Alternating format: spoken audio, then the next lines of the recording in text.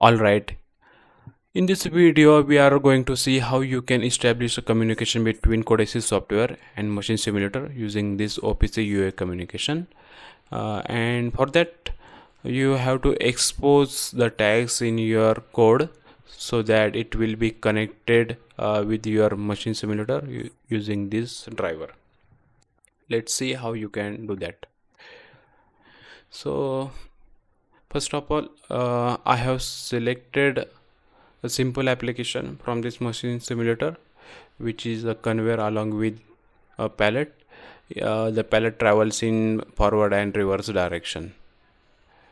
So let's create a program in CODESYS first. So as usual, you have to give it a name and then click on OK.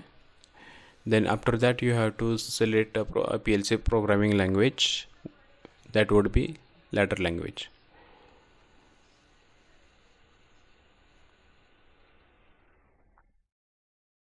Okay, then after that just click on OK.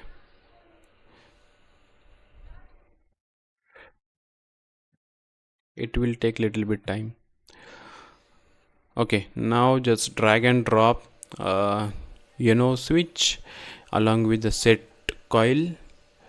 When this sensor 1 is true, then I will move the conveyor in reverse direction, and at the same time I will reset conveyor forward command so that our operation will not conflict here.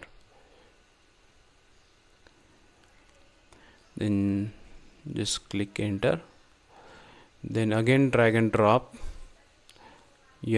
switch from there, and then just type sensor 2.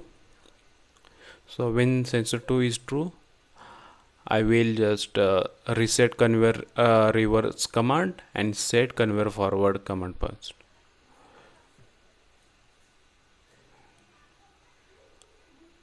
Alright, now our PLC program is ready. Now it's time to establish OPC communication. For this you have to select this option, then click on OK, so that the all tags will be exposed, or it will be public tags, so that we can connect it here. Now open Machine Simulator software and just select OPC UA driver, then click on configure. Here you have to select localhost and this 4840 port, then just click OK. Then from here you can see all the tags. Just click on program, again PLC program, you can see all the tags here. Just remove these predefined tags. Now I will just drag and drop PLC outputs and PLC input here, then just click save and exit. Now I have to connect this tag to this driver. Alright, now start driver and exit. Now you can see the conveyor is moving, and oh sorry, I need to make a small modification here. I will just make it sensor 1 as a 2, and I will download it again. Okay, now let's see. Okay, it's moving in reverse direction.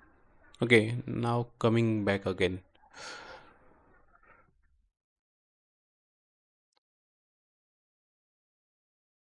Alright, it's working. So this is how you can establish communication between these two software and practice your PLC programming skill. Thanks for watching.